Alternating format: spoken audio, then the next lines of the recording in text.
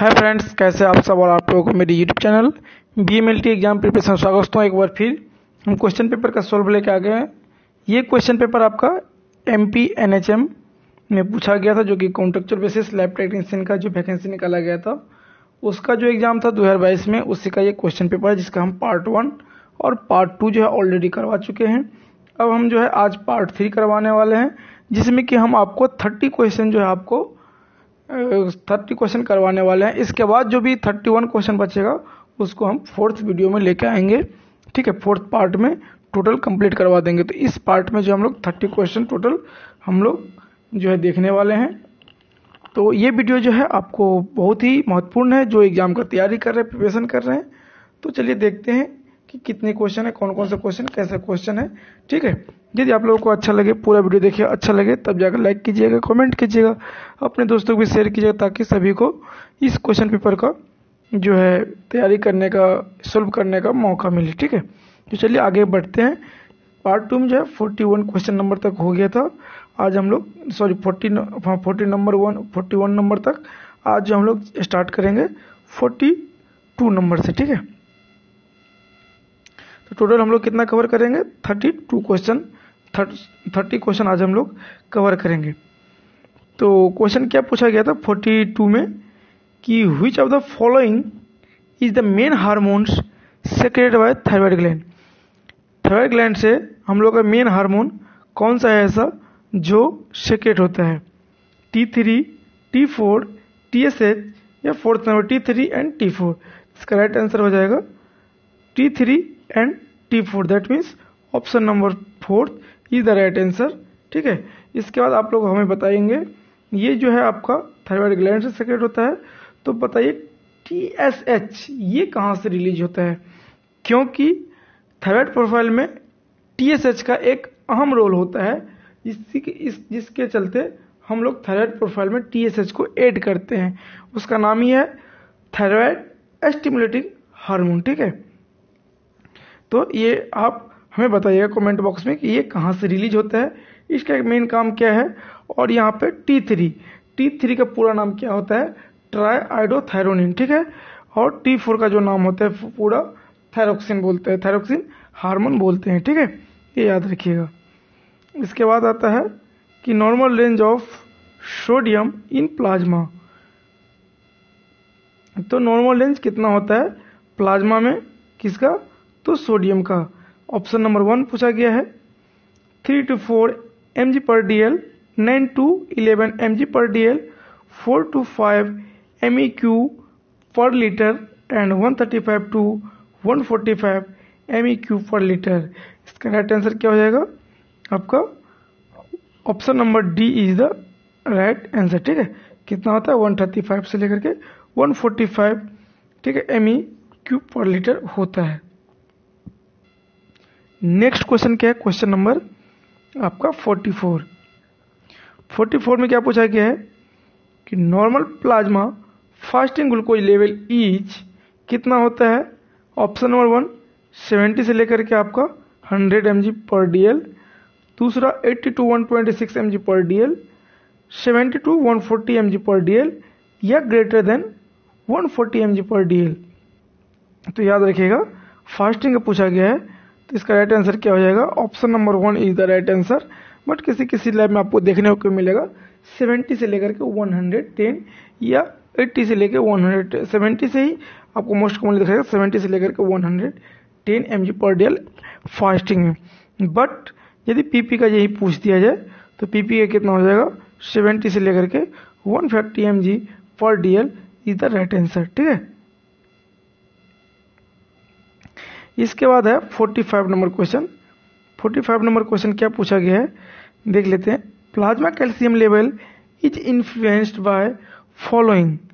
बोला गया है इसमें प्लाज्मा कैल्शियम लेवल को जो है कौन इन्फ्लुएंस करता है एक्सेप्ट किसी एक को छोड़ करके? तो option number A calcitriol, option number 2 parathyroid hormone, option number 3 calcitonin and option number 4 thyroxine. इसका राइट आंसर क्या हो जाएगा? थायरोक्सिन। ठीक है, क्या हो जाएगा इसका right answer? Thyroxine is the right answer. Next है क्वेश्चन नंबर आपका 46 में क्या बोला गया है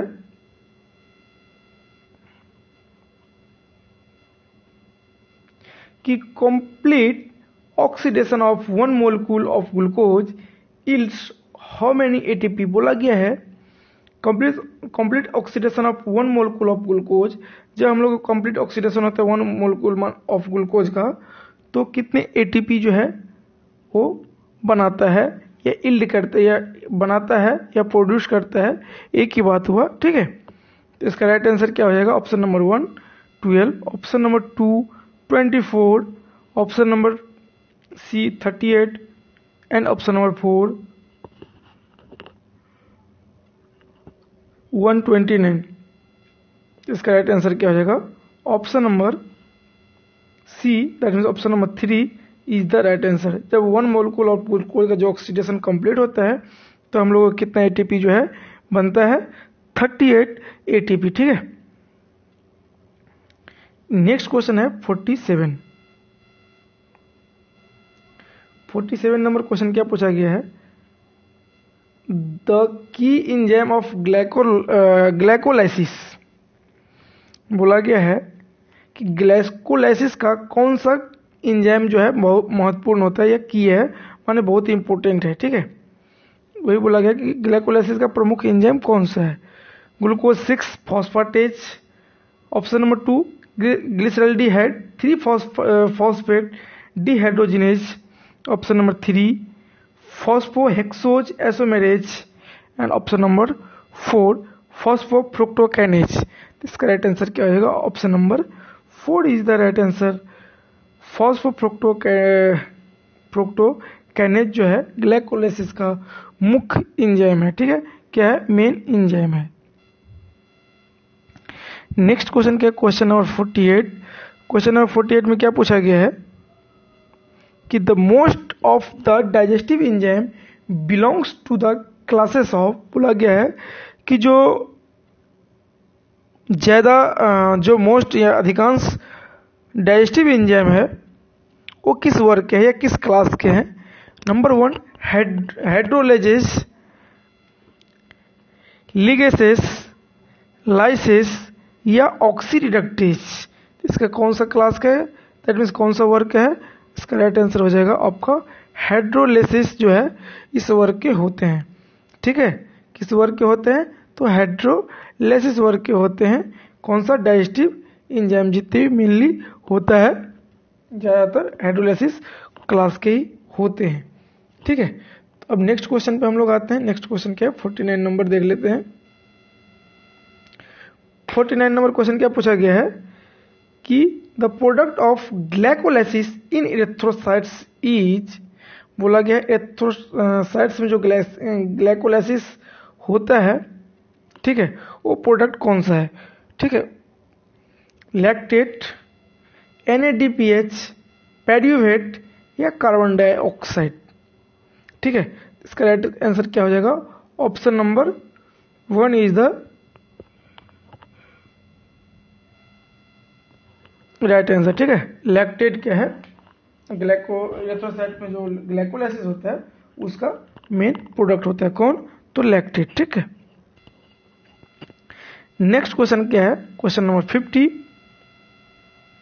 क्वेश्चन नंबर 50 में क्या पूछा गया है कि monocyte differentiate into phagocytic cell named as, बोला गया है मोनोसाइट जो है differentiate into phagocytic cell named as, बोला गया है किस नाम से हम जो है फैगोसाइटिक सेल जो है उसको हम मोनोसाइट जो फैगोसाइट करता है, ठीक है, जो मोनोसाइट फैगोसाइटिस करता है कोशिका में, उसका अलग नाम या दूसरा नाम क्या है? तो उसको बोलते हैं हम लोग न्यूट्रोफिल, बीटा सेल, मैक्रोफेज या टी सेल। इसका राइट आंसर क्या हो जाएगा? इसका राइट आंसर जो हो जाएगा आपका मैक्रोफेज। उसको क्या हम लोग बोलते हैं? मैक्रोफेज। ठीक है,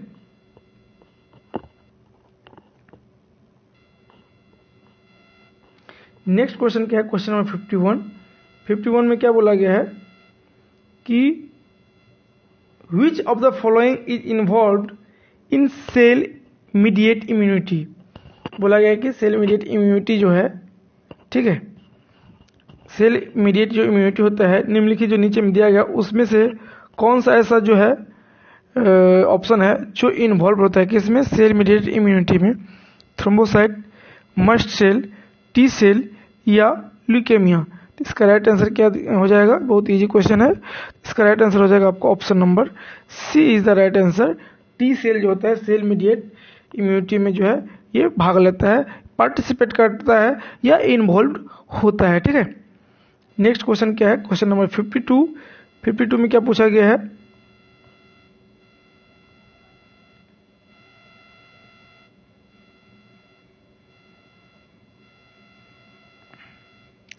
टू का क्वेश्चन क्या है कि the class of immunoglobulin play its role in allergic reaction. ये भी बहुत इजी क्वेश्चन है। बोला गया है कि किस क्लास के इम्यूनोग्लोबुलिन एलर्जिक रिएक्शन में जो है अपना रोल अदा करता है या पार्टिसिपेट करता है या उसमें इन्वॉल्व होता है? तो आईजीजी, आईजीएम, आईजीए या आईजीई? इसका राइट आंसर क्या हो जाएगा? एलर्जिक रिएक्शन में या पैरासाइटिक यदि इन्फेक्शन कुछ होता है उसमें जो है आपको आईजीई जो है इन्वॉल्व होता है। ठीक है, क्या होता है उसमें? आईजीई का जो है इन्वॉल्व होता है उसमें। ठीक है, इसका राइट आंसर क्या हो जाएगा? Option number D is the right answer. That means 4 is the right answer, IgE. ठीक है, और आईजीजी क्या होता है? सबसे कम मोलिकुलर वेट वाले जो एंटीबॉडी होते हैं वो होते हैं आईजीजी, जिसके कारण से क्या होता है ये प्लेसेंटल के थ्रू जो होता है बेबी में ट्रांसफर होता है। ठीक है, ये एक मात्र एंटीबॉडी है जो पेरेंटल है। ठीक है, नेक्स्ट क्या है? Question number 53।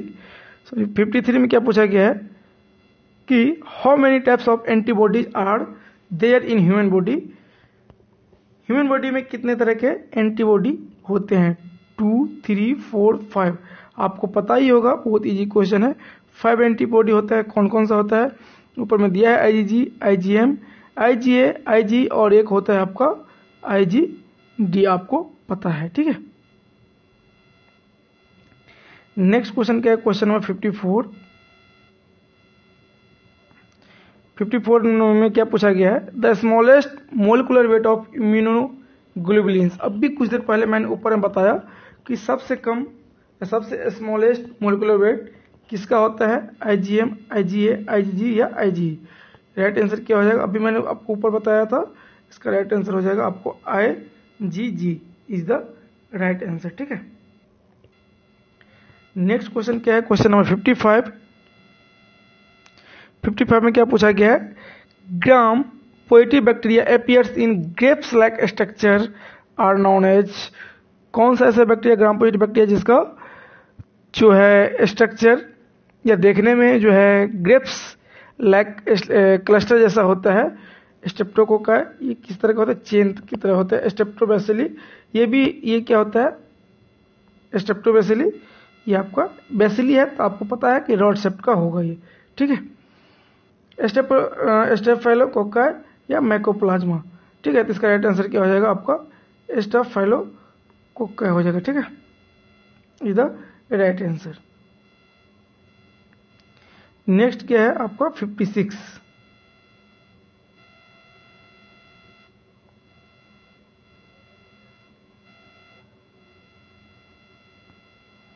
56 में क्या पूछा गया है कि alcohol used mainly as skin antiseptics and acts by denaturing bacterial proteins are.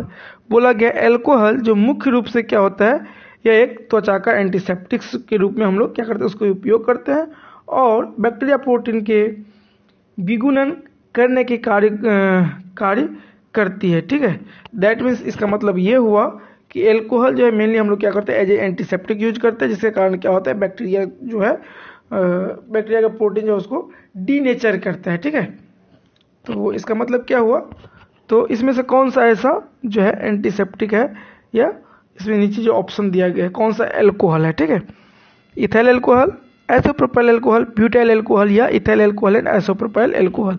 इसका राइट आंसर क्या हो जाएगा आपका? Option number D is the right answer, ethyl alcohol and isopropyl alcohol.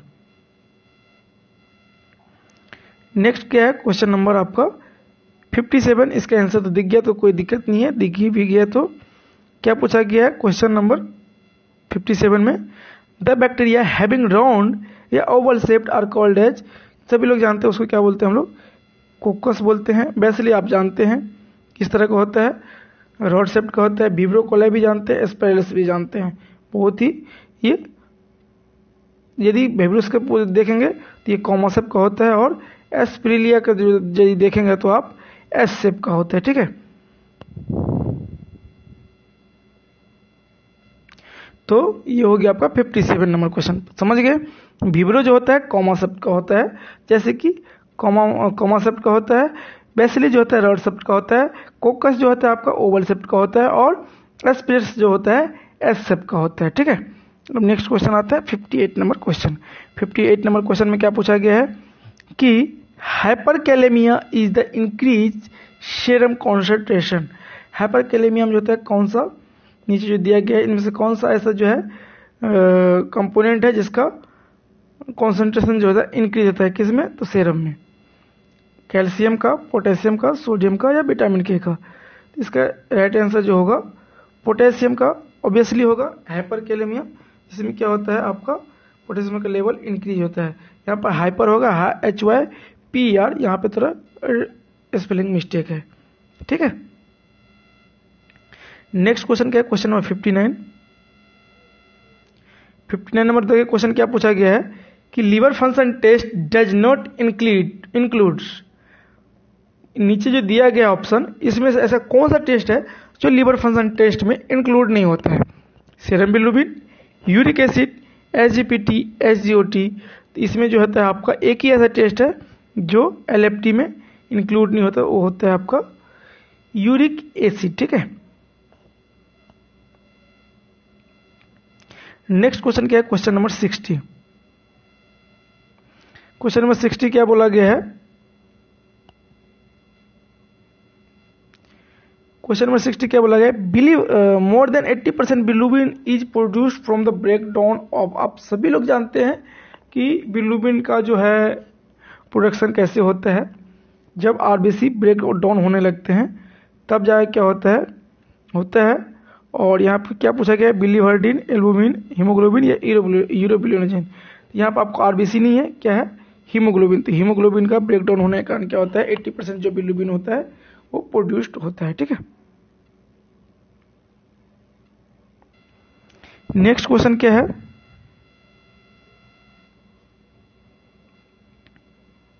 Next question है इलाइजा से। क्या है, इलाइजा। यहां पूछा गया इलाइजा मीन्स, ठीक है। इलाइजा मीन्स क्या होता है या इसका फुल फॉर्म क्या होता है, ठीक है। तो इलाइजा मीन्स क्या होता है, फुल फॉर्म इंजाइम लॉक्ड तो कभी नहीं होगा।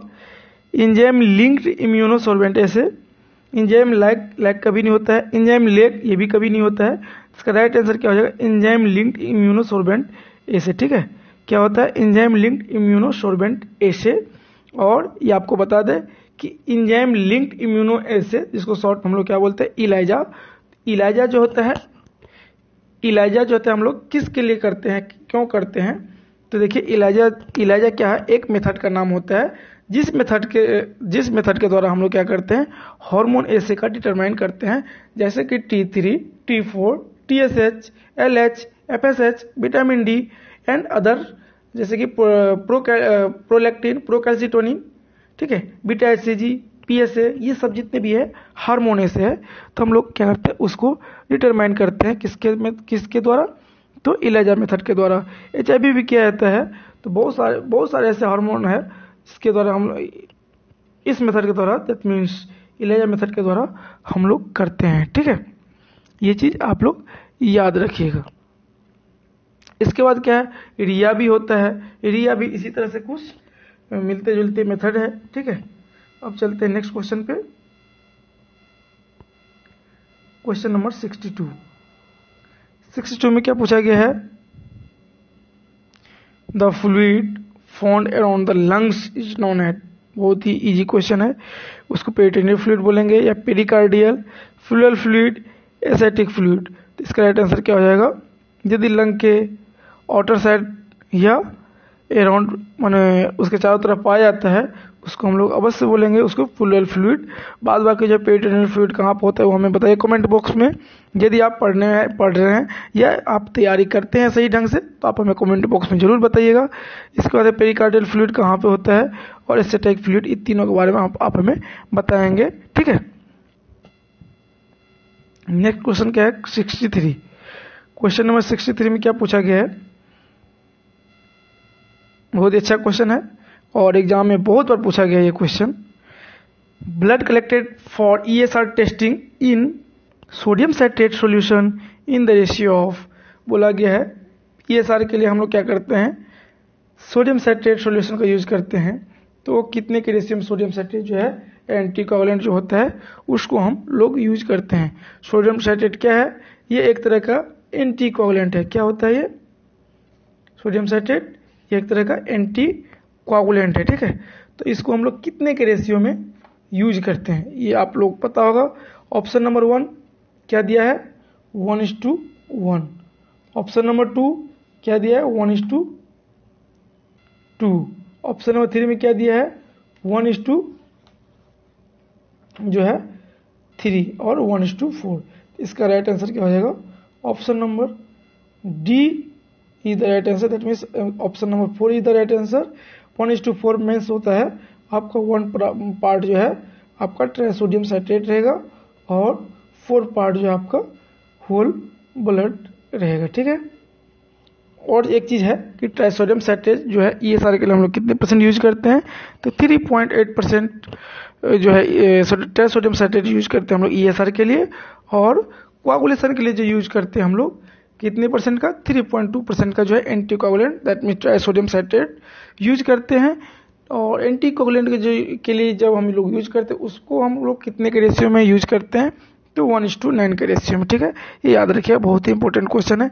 इसके अलावा जो है और भी कौन कौन से एंटीकोगुलेंट है याद रखिएगा, EDTA है, डबल ऑक्जेलेट है, ट्राइसोडियम साइट्रेट बताए दिए, हेपारिन है, सोडियम है, ये सारे क्या है आपका सभी के सभी एंटीकोगुलेंट है, ठीक है। सोडियम फ्लोराइड बोल ही दिए। इसके बाद क्या है नेक्स्ट,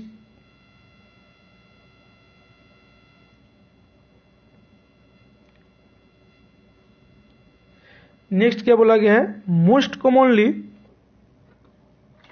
एंटीकोगुलेंट यूज्ड इन, बोला गया है मोस्ट कॉमनली जो एंटीकोगुलेंट होता है हम लोग कहाँ पे यूज करते हैं, या ब्लड बैंक में जो है कौन सा ये यूज करते हैं, कौन सा एंटीकोगुलेंट ब्लड बैंक में, ठीक है।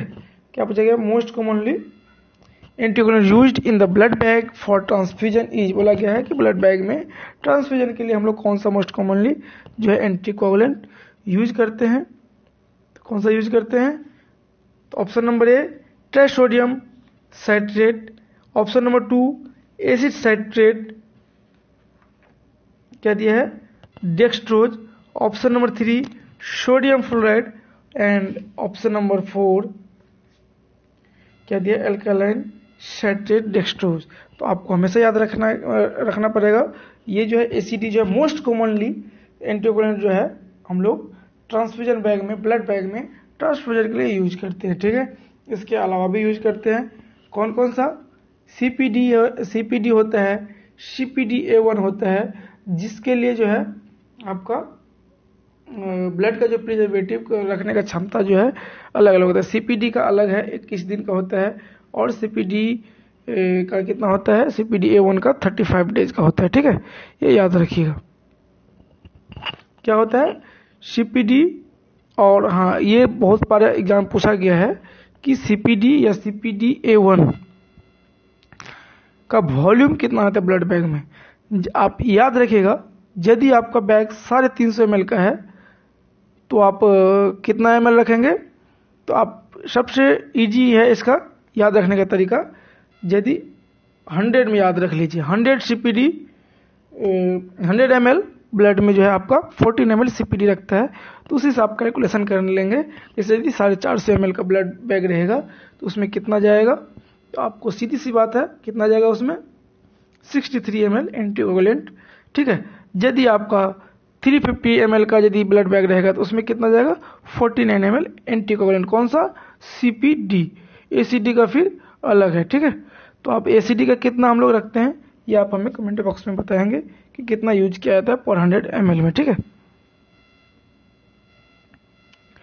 नेक्स्ट क्वेश्चन है क्वेश्चन नंबर 65। ये भी बहुत इजी क्वेश्चन है। इसमें पूछा गया है कि what is the correct name of the microscope lens located in the eyepiece. बहुत इजी है, इसका क्या हो जाएगा, ओक्यूलर, बाइनोकुलर, ऑब्जेक्टिव या कॉन्डेनर। इसका राइट आंसर क्या हो जाएगा, option number 1 is the right answer, ocular, ठीक है। Normally life span of erythrocyte, erythrocyte का जो लाइफ स्पैन होता है कितना दिन का होता है, आप लोग याद रखिएगा 240 डेज, 70 डेज, 140 डेज या 120 डेज। इसका राइट आंसर क्या हो जाएगा, 120 डेज होता है किसका, एरिथ्रोसाइट का लाइफ स्पैन, ठीक है। नेक्स्ट क्वेश्चन क्या है, क्वेश्चन नंबर 67। 67 में क्या बोला गया है कि टाइप्स ऑफ WBC का प्रकार, ठीक है। ऑप्शन नंबर 1 लिम्फोसाइट, बेसोफिल्स या मोनोसाइट। तो क्या है, और नीचे दिया है ऑल ऑफ दी। इसका राइट आंसर क्या हो जाएगा, ऑल ऑफ दी। इसमें से ये जो तीनों जो है, तीनों को तीनों जो है WBC के प्रकार है, माने तीनों के तीनों WBC। इसके अलावा भी और भी WBC है, और वो दोनों क्या, कौन सा WBC है आप हमें कमेंट बॉक्स में कमेंट करके बताइएगा। इसके अलावा और कौन कौन सा जो है WBC जो हम यहाँ पे मेंशन नहीं किया गया है, ठीक है। नेक्स्ट क्या है, क्वेश्चन नंबर 68। बोला गया है platelet are also known as thrombocyte, आइसोमाइट या फ्लेक्सिन। ये भी बहुत इजी क्वेश्चन है कि थ्रोम्बोसाइट का जो है दूसरा नाम, प्लेटलेट का दूसरा नाम क्या है। तो प्लेटलेट का जो दूसरा नाम होता है वो क्या होता है आपका, थ्रोम्बोसाइट। क्या होता है आप सभी लोग जानते हैं, थ्रोम्बोसाइट। इसका राइट आंसर क्या हो जाएगा, option number 1 is the right answer. यदि आपको पूछ देगा कि इमेच्योर प्लेटलेट को हम लोग क्या बोलते हैं या प्लेटलेट से पहले स्टेज को क्या बोलते हैं, तो याद रखिए मेगा कैरियोसाइट। यदि पूछ देगा आपको एग्जाम में कि 1 mega karyocyte produce how much या हाउ मेनी प्लेटलेट्स, तो याद रखिए यदि 1 मेगा कैरियोसाइट जो होता है 1000 प्लेटलेट को प्रोड्यूस करता है, ठीक है। ये याद रखिएगा आप लोग। नेक्स्ट क्वेश्चन क्या है, 69 नंबर क्वेश्चन क्या है कि which of the following substance are not formed from cholesterol. बोला गया इनमें से कौन सा ऐसा सब्सटेंस है जो कोलेस्ट्रॉल से फॉर्म्ड नहीं होता या नहीं बनता है। तो बाइल एसिड, ठीक है, बाइल एसिड है। इसके बाद क्या दिया हुआ है आपका, bile pigment, vitamin D, asteroid. इसका राइट आंसर क्या हो जाएगा, ऑप्शन नंबर बी जो है इसका राइट आंसर हो जाएगा, ठीक है। आपको बहुत इतने सारे क्वेश्चन पेपर करवाए हैं, बहुत में बताया है कि बाइल पिगमेंट कैसे डिटेक्ट करते हैं, इसके कौन कौन सा मेथड है, कौन कौन सा रिएजेंट है, ठीक है। बहुत सारे बार मैंने बताया हूँ। जो मेरा एक और चैनल है लेबोरेटरी टेक्नीशियन हेमचंद जो चैनल है, उसमें भी बहुत सारे MCQ, उसमें जो है आपका प्लेलिस्ट ही बना दिया गया है, histology, histopathology, biochemistry, haematology, immunology, blood bank, विभिन्न तरह के मैंने वहाँ पे क्वेश्चन MCQ करवाए हैं और प्लेलिस्ट भी बना दिए हैं। वहाँ पे भी आपको बहुत सारे मिलने क्वेश्चन जो ऐसे जो है बहुत ही महत्वपूर्ण क्वेश्चन सब वहाँ पर देखने को मिल जाएगा, ठीक है। तो इसका राइट आंसर क्या हो जाएगा, बाइल पिगमेंट। यदि बाइल पिगमेंट को पूछ जाए कौन से मेथड से करते हैं टेस्ट या कौन सा टेस्ट करते हैं, तो याद रखिएगा फॉचेस टेस्ट नाम से जानते हैं, बाइल पिगमेंट टेस्ट या हैरिसन्स टेस्ट। फॉचेस टेस्ट का ही दूसरा नाम होता है हैरिसन टेस्ट, क्योंकि उसमें जो रिएजेंट यूज होता है, जो फॉचेस टेस्ट में यूज होता है वही हैरिसन टेस्ट में यूज होता है, ठीक है। तो उसको हम लोग फॉचेस टेस्ट के भी नाम से जानते हैं और हैरिसन टेस्ट के भी नाम से जानते हैं। इसके बाद आता है और कौन सा टेस्ट यूज करते हैं, तो स्मिथ टेस्ट के नाम से हम लोग यूज करते हैं, किसके लिए, बाइल पिगमेंट के लिए, ठीक है। इसके बाद जो है आपका गेमेलिन टेस्ट के नाम से हम लोग जानते हैं, एक टेस्ट जिसके द्वारा हम लोग क्या करते हैं, बाइल पिगमेंट हम लोग डिटरमिनेट करते हैं। तो कितने हम बताए अभी, कितने तरह का टेस्ट, एक हो गया आपका हैरिसन टेस्ट, ठीक है। दूसरा मैंने क्या बताया, फोचेस टेस्ट, हैरिसन टेस्ट को ही हम लोग फोचेस टेस्ट भी बोलते हैं। दूसरा मैंने क्या बताया, स्मिथ टेस्ट, ठीक है। तीसरा मैंने क्या बताया, गेबलिन टेस्ट। तो ये तीनों टेस्ट हम लोग किस लिए करते हैं, एस्टिमेशन ऑफ बाइल पिगमेंट के लिए। किसके लिए, बाइल पिगमेंट को एस्टिमेशन करने के लिए, ठीक है। तो ये तीनों टेस्ट याद रखें, क्योंकि बहुत ही इंपॉर्टेंट ये तीनों टेस्ट है। क्योंकि बहुत सारे एग्जाम में ऐसे पूछा गया है, एस्टिमेशन ऑफ बाइल पिगमेंट, नीचे बहुत सारा ऑप्शन दिया रहेगा, गेमलिन टेस्ट एंड अदर टेस्ट सब नाम दिया रहेगा। ये जरूरी नहीं है कि गेमलिन, स्मिथ, हैरिसन तीनों एक ही में पूछ देगा, अलग अलग जगह पे अलग अलग आपको ऑप्शन दिया रहता है, इसलिए तीनों याद रखिएगा तो आपके लिए बेटर है, ठीक है। नेक्स्ट क्वेश्चन क्या है, क्वेश्चन नंबर 70 नंबर क्वेश्चन में क्या बोला गया है, the normal range for blood sodium level in. देखिए यही क्वेश्चन एक और पूरे में पूछा गया था, तो ये तो इजी क्वेश्चन है, दोबारा पूछ दिया गया है, ठीक है। बस पूछने का तरीका अलग है। इसका राइट आंसर क्या हो जाएगा, 135 to 145, ठीक है। पूछने का तरीका अलग अलग है, लेकिन क्वेश्चन सेम ही है, ठीक है। अब नेक्स्ट क्वेश्चन क्या है, क्वेश्चन नंबर 70 आज का जो है नेक्स्ट ये लास्ट क्वेश्चन, ठीक है। बाद बाकी जो 29 क्वेश्चन जो बचेंगे उसको मैंने पार्ट 4 में करवा दूंगा, ठीक है, हम करवा देंगे आपको। तो चलिए 71 नंबर क्वेश्चन क्या पूछा गया है, the following enzyme acts as antioxidant except. बोला गया है कि इनमें से जो भी एंजाइम है कौन सा एंटीऑक्सीडेंट के हिसाब से काम करता है, एक्ट्स करता है, एक्सेप्ट किसी एक को छोड़ करके, super oxide dismutase, lactate dehydrogenase, catalase या ग्लूटाथायोन पेरोक्सीडेज। इसका राइट आंसर क्या हो जाएगा, option number B is the right answer. Lactate dehydrogenase को छोड़ करके बाद बाकी जो होता है एंटीऑक्सीडेंट के हिसाब से काम करता है, ठीक है। इसका राइट आंसर क्या हो जाएगा, option number 2 is the right answer. तो इस वीडियो को यही आज का लास्ट क्वेश्चन है, बाद बाकी जो भी क्वेश्चन है नीचे जितने भी बचे हैं सभी के सभी जो है हम आपको नेक्स्ट वीडियो में पार्ट 4 में करवा देंगे। इस वीडियो को हम आज यही खत्म करते हैं। यदि आपको ये वीडियो अच्छा लगे तो लाइक कर दीजिए, कमेंट कीजिए, अपने दोस्तों को भी शेयर कीजिए। तब तक के लिए धन्यवाद। जय हिंद, जय भारत। देखते रहिए हमारा यूट्यूब चैनल लेवल टेक्नीशियन। धन्यवाद।